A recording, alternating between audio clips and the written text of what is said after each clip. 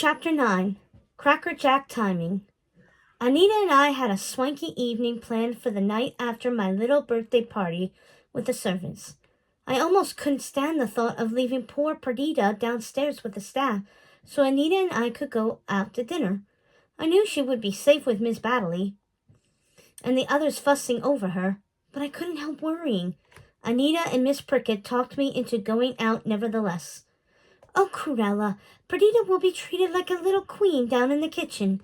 Mrs. Baddeley has been saving scraps of meat for her all day," said Miss Prickett. "Please, it's your 18th birthday, Cruella. We have to celebrate," said Anita. Both of them implored me with their sweet smiles and puppy dog eyes. "Well, if you're both going to gang up on me like this, I might regret my decision to have you stay with us for a while, Miss Prickett," I said, laughing. She knew I was joking. Miss Prickett and I had fallen into a new stride with each other since she had come back. All was well with us, as if nothing at all had happened. I tried talking with her about it when I asked if she'd like to stay until her next engagement, which started in a few weeks. I felt I needed to tell her how sorry I was, but she wouldn't hear it. All she would say was that she understood and that Anita had explained everything. I really felt quite lucky to have Anita and Miss Prickett back again. I had almost written her so many times, but I poured all my regrets and misgivings into my letters to Anita. She was the only person I could confide in, and I was so happy I had, because she took up upon herself to let Miss Prickett know how deeply sorry I really was. As we were trying to decide what to wear for our night out, I remembered I had a gift for Anita. "Miss Prickett, will you get me that big white box at the bottom of my closet?" The box had a big red ribbon with a tag that Miss Prickett read aloud. "Anita," she said as she brought the box over to her. Anita flushed. "Oh, Cruella, what's this? It's your birthday, not mine." I giggled like we were small girls again. "Just open it, Anita. I hope I got the size right." Anita took her time opening the box, undoing the bow with small, precise gestures. "Anita, open the damn thing. Come on. I'm excited for you to see it." She lifted the lid to reveal a pool of shimmering light blue and silver, a cocktail dress, one of those sparkling, slinky numbers. Anita's hand fluttered to her mouth. "Oh, Cruella, it's beautiful. Thank you." I knew Anita's guardian didn't lavish his ward with gifts and expensive clothing the way he did with his own daughters, and I didn't want her feeling out of place when we went out. This would be the first of many gifts I had planned to give Anita. Oh, I had such great plans for us, and I couldn't wait to share them with her at dinner. "Cruella, do you want to wear the black and silver?" Miss Prickett asked. I did. It was my favorite dress. "Oh, and my black and white fur, and my jade earrings," I said. Miss Prickett smiled at us and said, "You are both going to look so lovely tonight. I wish I could see it." Anita flinched, and I could see she thought I should have invited Miss Prickett to dinner with us. I almost thought I should. She was, after all, there as a friend, even though she had quite seamlessly stepped right back into the role of being my lady's maid. The last thing I wanted to do was make her uncomfortable. But I asked her nevertheless. I was a new woman, after all, and I was stepping out of the traditional lady's role. Why not invite her? "Miss Prickett, you wouldn't want to join us this evening, would you?" Miss Prickett smiled, tears almost coming to her eyes. "Thank you, my dear, no. Though it means so much to me that you would ask. This is your special evening, and it's going to be magical." The restaurant was glittering. It was everything I had wanted and hoped for. It was the first time Anita and I had been out together without a chaperone. I was 18, and Miss Prickett agreed it would be acceptable if we had the evening to ourselves. As we walked up to the Montreal, I saw us in a large gilded mirror to our right. The words "distinguish yourself" rang into my ears. I gotta go potty. All right, as I looked at myself in the mirror.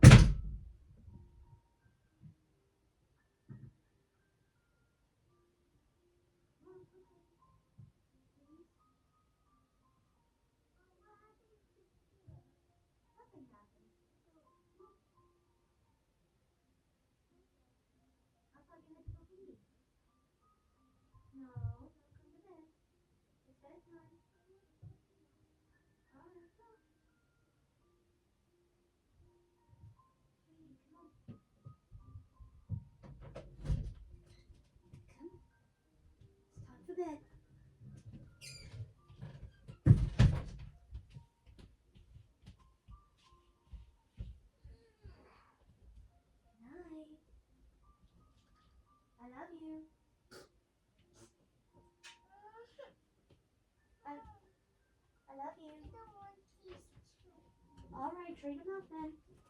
I love you. Sweet dreams.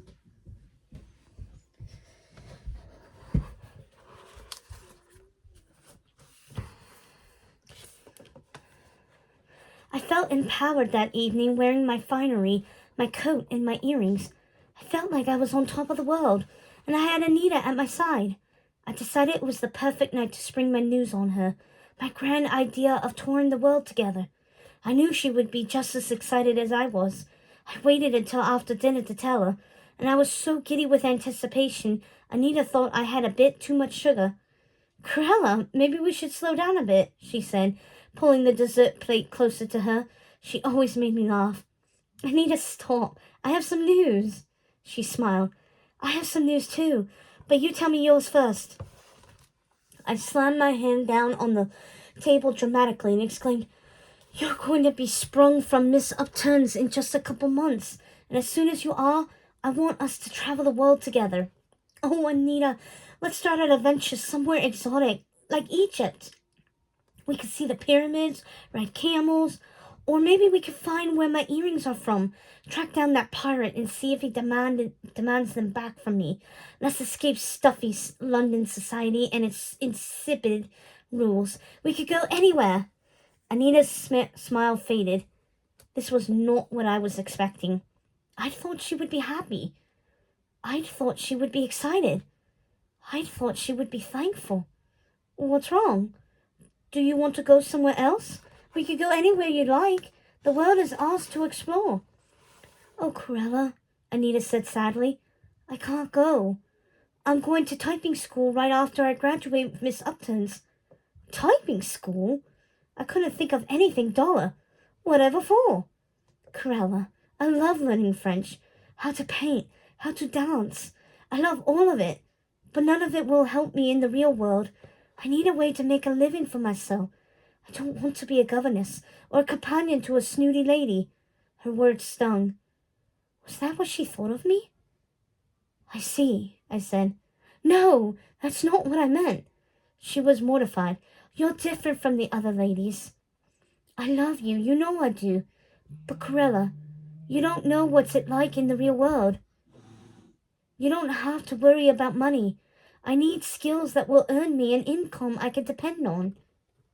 But, Anita, I am offering to show you the real world, and you don't have to worry about money. I'll pay for everything. And what if you fall in love with someone? What if your life takes you in another direction? Where would that leave me? I won't meet someone. I don't want to marry, and I always want you with me, as my companion. I will always take care of you.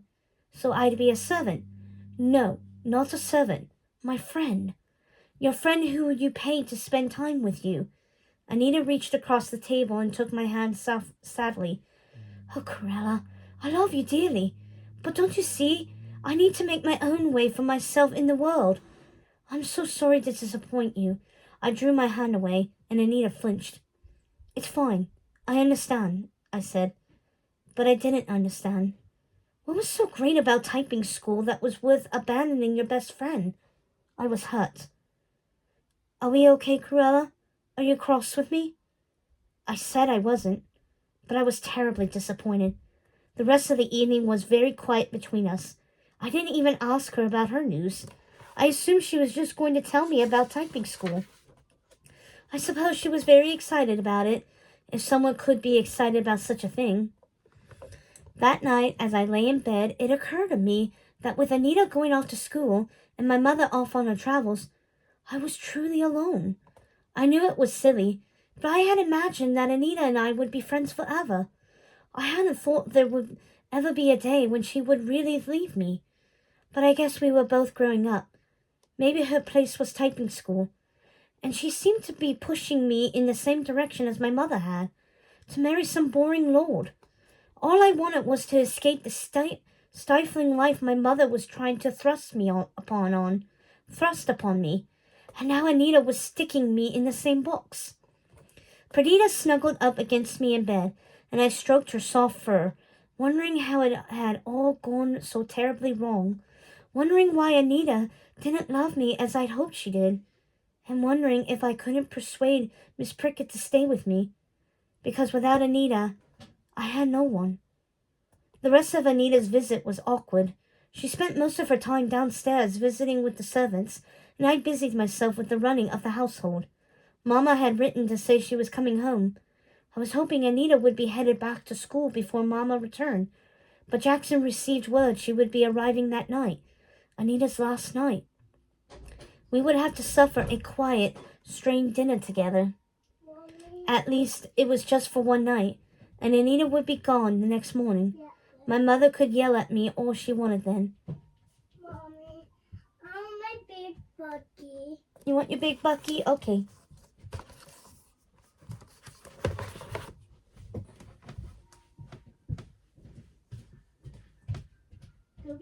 All right. Come on. No, he's not dirty. Is it clean? Yes.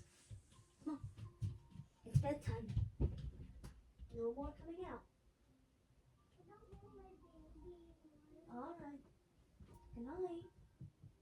I love you. You just leave him right there just in case you change your mind. I love you. Sweet dreams. I stubbed my toe. The dining room table was set to perfection, and the room was almost overwhelmed by flowers and candles. I looked perfect. Something about putting on my old trappings made me feel like myself again, and it made me miss my mama, especially now that Anita was leaving me. I decided to give my mama a grand welcome. I wanted us to be friends again, and I wanted everything to go perfectly. If only Anita hadn't been there, but it couldn't be helped. At that point, I was just terribly disappointed with her, and she, too, seemed disappointed with me. Things felt different between us. Only now, in retrospect, do I see our friendship really ended the night she refused to travel the world with me. The night she picked a mundane life over one of adventure with me. In my mind, preparing for my mama's return was just as important as having the Queen to dinner. I made sure to dress impeccably, taking care to wear Papa's jade earrings and one of my loveliest dresses.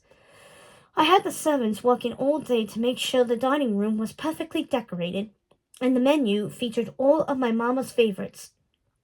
Jackson had advised me that there would be an extra guest for dinner, a guest of my mama's. I was curious who she would be bringing with her, but I was happy for the extra guest, so it wouldn't just be me, Mama, and Anita.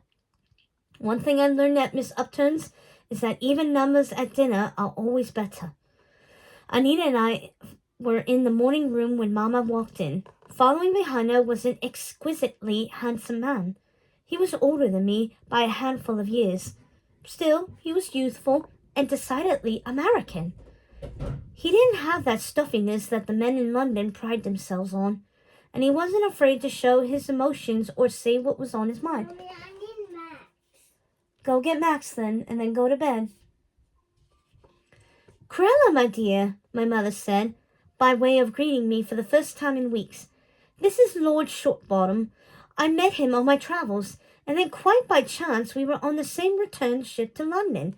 I knew at once he was someone you had to meet, and I just had to invite him to dinner, especially after he told me he would otherwise be dining alone at his club this evening.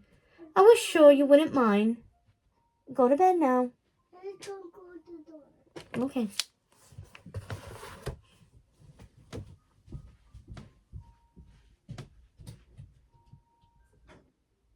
Good night.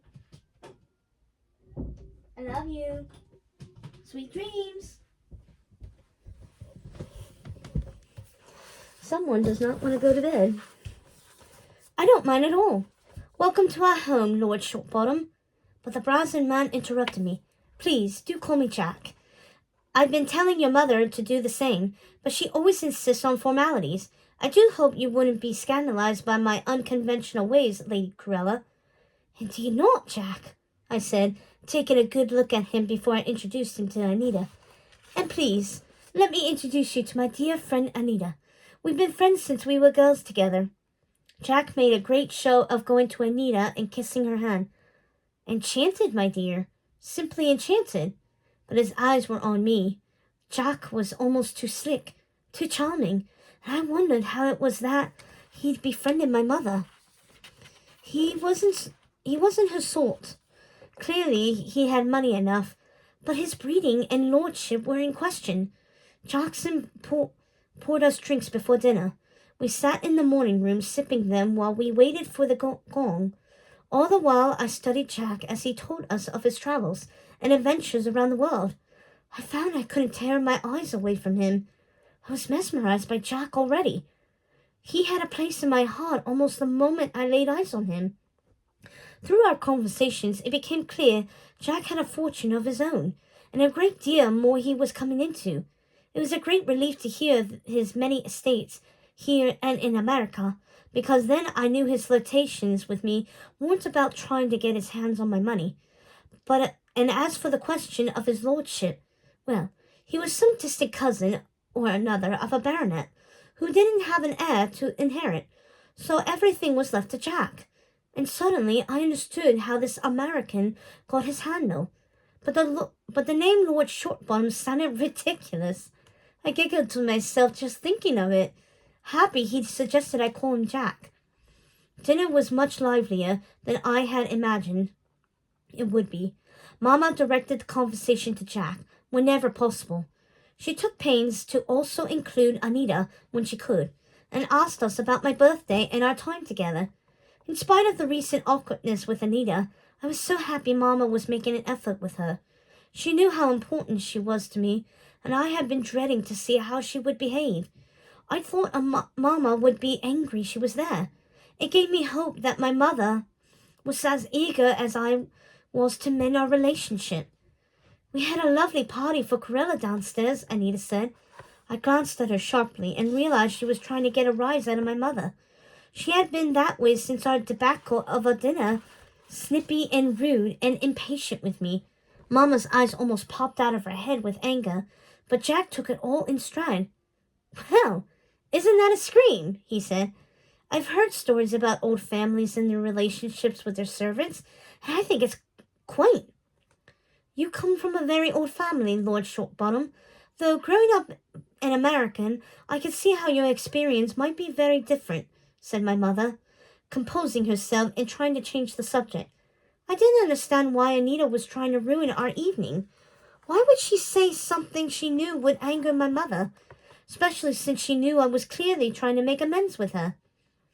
Oh, I think I fancied my cook, like most children did growing up in houses like these.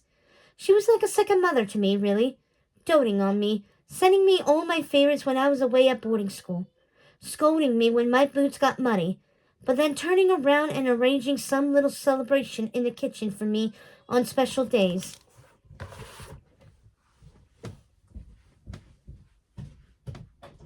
Yes. All right.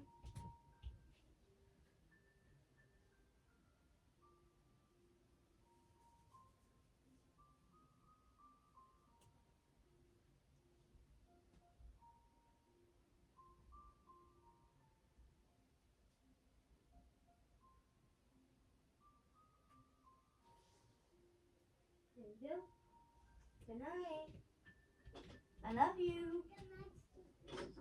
Good. Sweet dreams.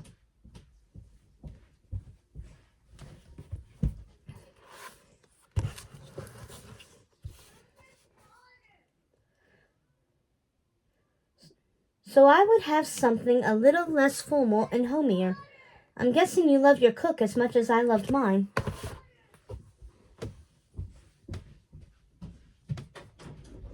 It's fine. It is fresh water. Good night. I will try.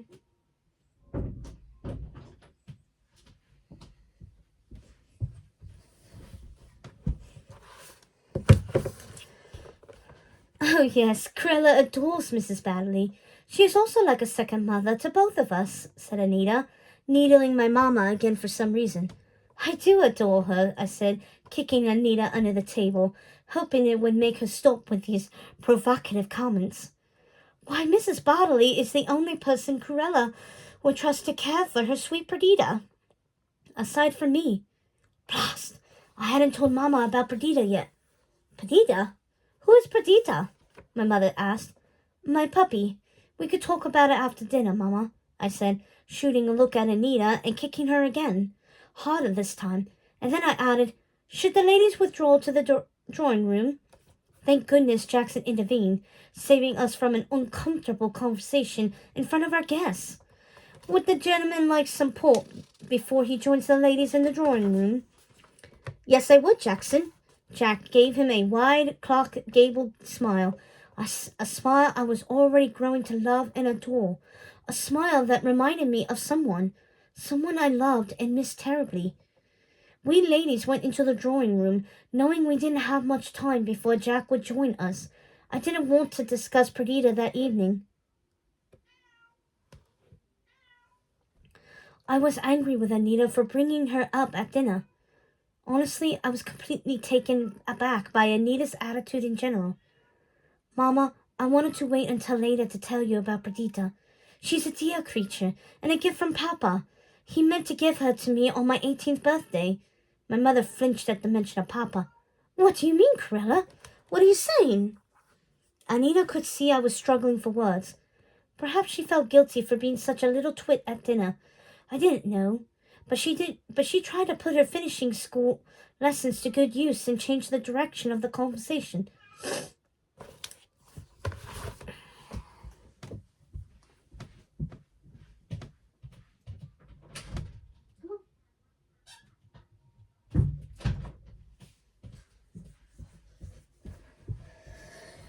A mother's life never ends. How was your trip, Lady DeVil? I would so love to see America. Is it as wild and untamed as everyone says? But my mother didn't lose a beat. She kept her eyes and questions fixed on me. Speaking of wild and untamed, tell me how it was your father gave you a puppy, Cruella, considering he's no longer with us.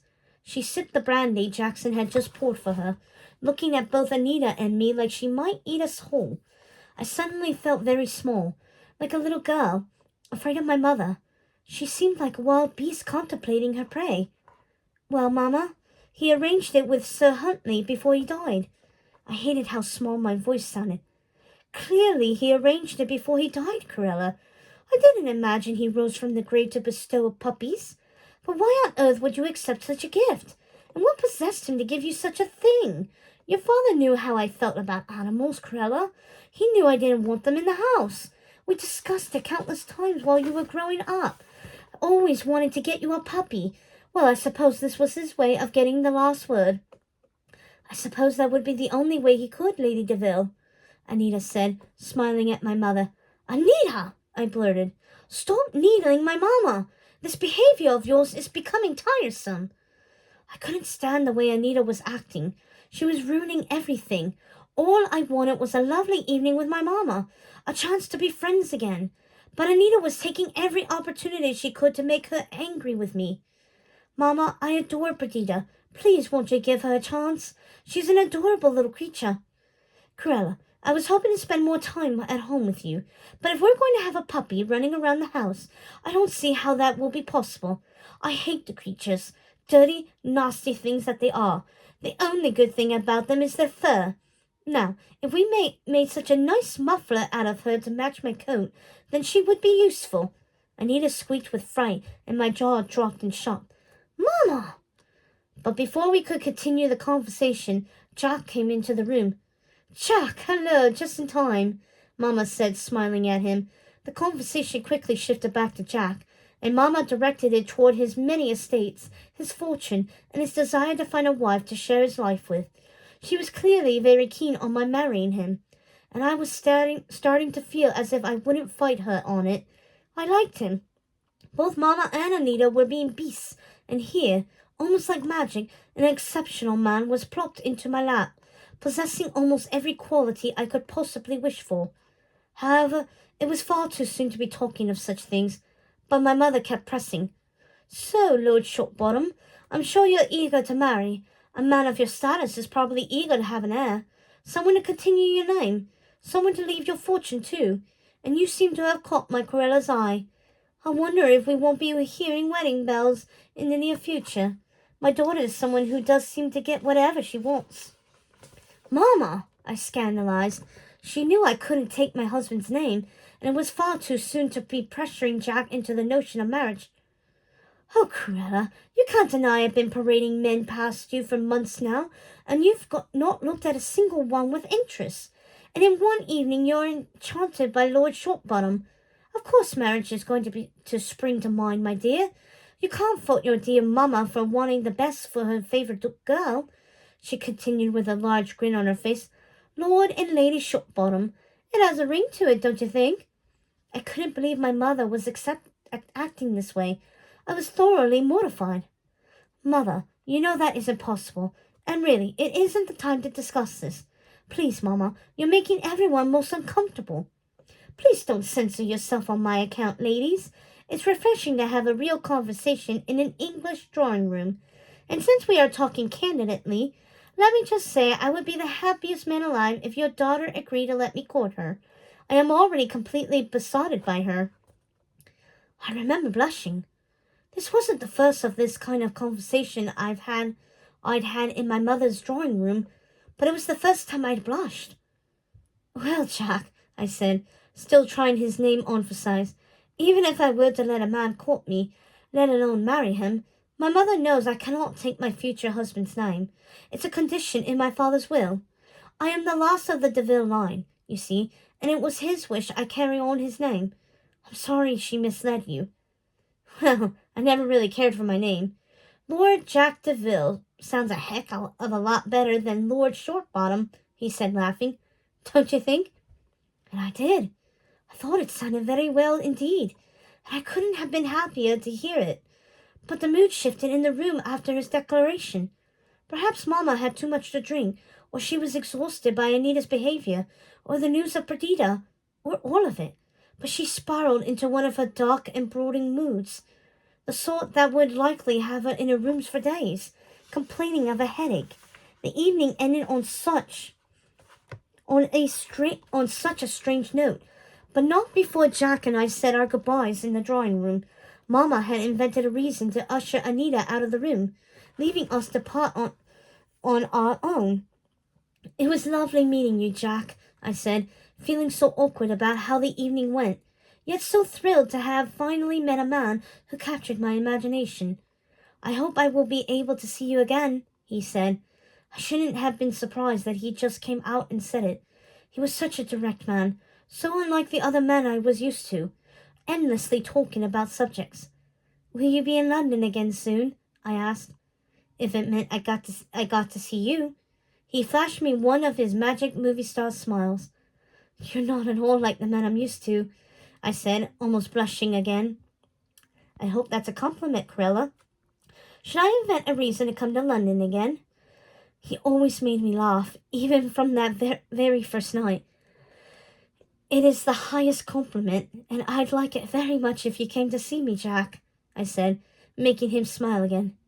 "I know it's early days, Corella, but I know you feel the connection between us. You don't seem to be a lady who suffers fools. Tell me I haven't been foolish this evening." I looked at him, feeling I could fall in love with him, if I hadn't already. "No, Jack, the very last thing I would call you is a fool." And with that, he kissed me lightly on the cheek and wished me a good night. All of this probably sounds foolish, unless you have fallen in love. If you have been lucky enough to have love hit you like a lightning bolt when you don't need any convincing, it was as if my dear, sweet, departed papa had tapped my mamma on the shoulder and whispered in the ear to bring this man home to me. He was absolutely everything I wanted, the exception to my rule. After Jack left, I replayed the evening over and over in my head, wondering why Mama and I spoke so candidly with him. Perhaps Jack's cavalier American style was rubbing off on us already. I didn't know, but what I did know was there was something between Jack and me, something I had never expected to happen. For the first time, I was actually contemplating marriage, but Anita had other notions.